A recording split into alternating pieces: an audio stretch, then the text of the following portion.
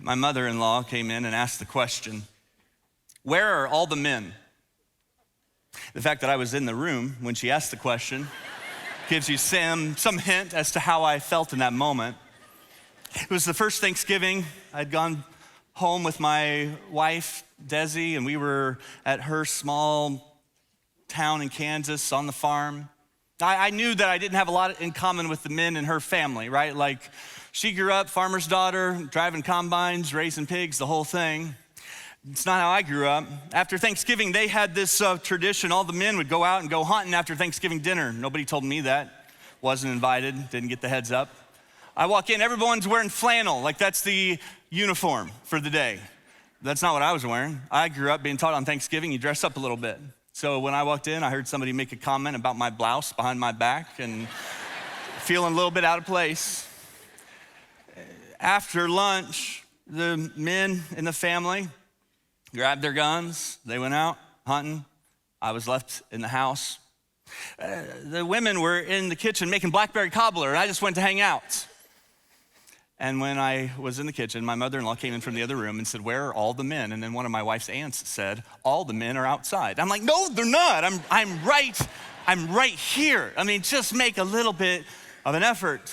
All the men, where are all the men? I have a message this morning that's for all the men, all of them, right? Like, you may be a hunting, flannel wearing guy. You might keep a can of deer urine spray next to your can of Drakkar. Like, that might be you. Or you might be like an avid indoorsman that has an impressive Pinterest page. It's for you, like it's for all the men, because when God creates the world, he gives men an assignment, he gives men a purpose.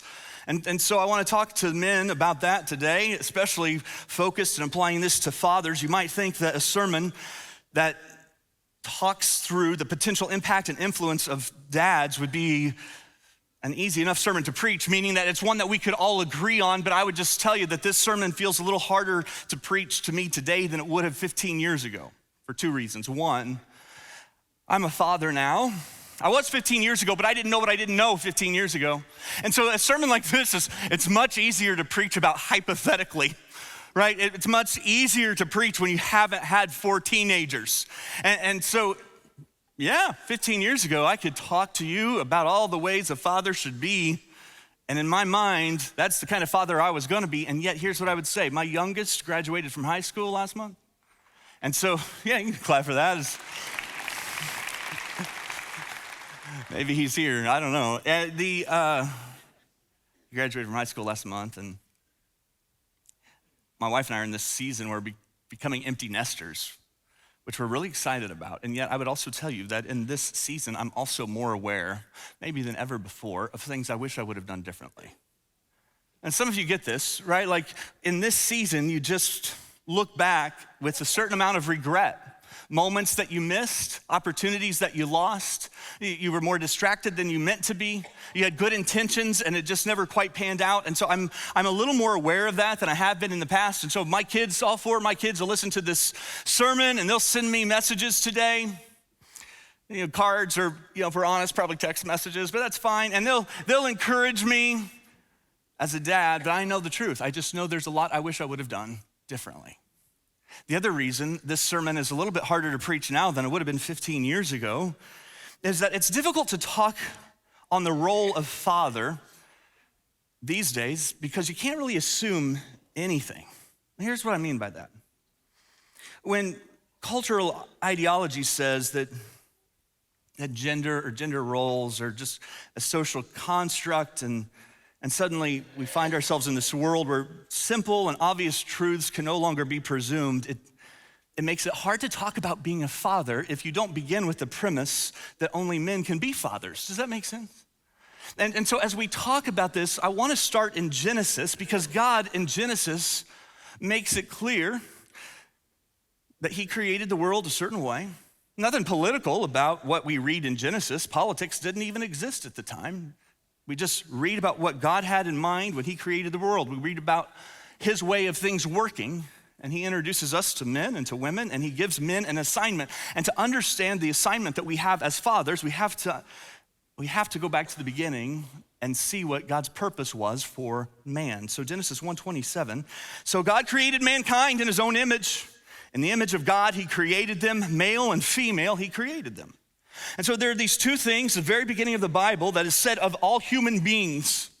One thing that's true of everyone, everywhere, throughout all of history. You're made in the image of God, and you've been made male or female. These are the two things declared of humans from the very beginning. And so it probably shouldn't be too much of a surprise then that these are the two ideas, the two truths that can sometimes feel under attack, where there can sometimes be a lot of confusion.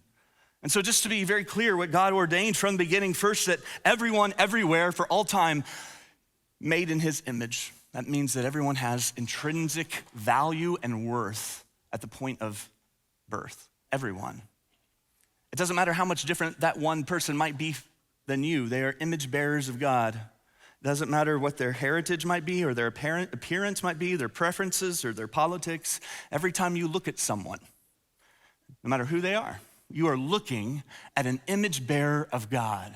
And that changes the love that we have. It changes the respect, the compassion we have. It gives us a humility in recognizing that everyone, everywhere is an image bearer of God.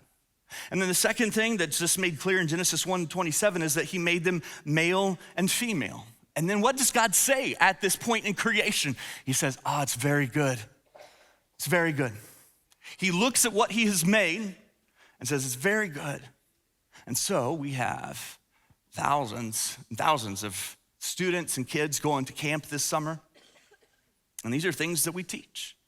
Listen, you are an image bearer of God. That's who you are. God has made you male or female, and he has said of you, beautiful. It's very good. It's very good. And so from the beginning, this is declared, and Jesus in Matthew 19 is asked this fairly controversial question about men and women, about marriage and divorce. And he's asked it by the political leaders, the religious leaders of the day who are trying to trap Jesus. Really, what they're trying to do is get Jesus canceled with the question. That's what they're trying to do. And Jesus responds in Matthew 19 by quoting Genesis 1:27. He says, haven't you heard? Have you not read? Well, yeah, they had heard it. They'd read it. They'd memorized it when they were 5 years old, this verse about God and how he designed creation. And yet, they had forgotten, and they needed to be reminded. And so instead of engaging in the debate, Jesus says, let me just take you back to the beginning. Here was God's intention at creation. Genesis chapter 2, then, Adam, as the man, is given an assignment. It's an assignment that's different than Eve as the woman. He's given a role to play. And in Genesis chapter 2, God says, look, this is the way I want things to work. And he makes Adam responsible. He says, Adam, you're responsible for my creation. You're responsible for the garden that you live in. So God creates it and says, now, Adam, I'm making you responsible for it. Genesis chapter 2, verse 15. Then the Lord took the man and put him in the Garden of Eden to tend and keep it. My friend Brant Hansen has written a book I'd recommend to you men. It's called The Men We Need. And men, if you're not much on reading, then listen to the audio version. But he points to this passage in Genesis, and he explains that Adam, as the man, is given a title, and the title is Keeper of the Garden. Keeper of the Garden.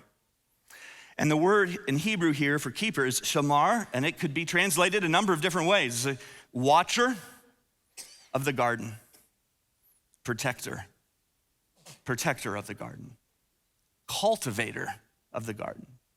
Adam, as a man, you have a responsibility. You're the keeper, protector, you're the watcher, you're the cultivator of the garden. This is the way that God wants things to work. That man would be responsible for the garden God has entrusted him with.